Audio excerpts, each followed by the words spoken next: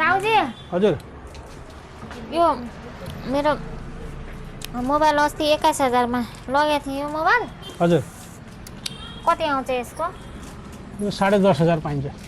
10,500 हजुर 21,000 मा लगेको यहीँबाट हो अस्ति अनि यहाँ पसलबाट बाहिर गइसकेपछि मोबाइलको त मूल्य आधा हुन्छ त नियम हो त्यो हो र हजुर नियमै हो हजुर गाह्रो रहेछ राख्दैन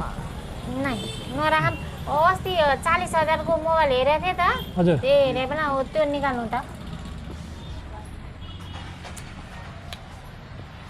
भिभोको V60 राम्रो थियो क्यामेरा राम्रो थियो दामी। ब्याट्री राम्रो थियो त्यही भएर दामी यही छ लानु पर्यो त्यही गरेँ ल क्युआर खोइ QR यहाँ रहेछ ल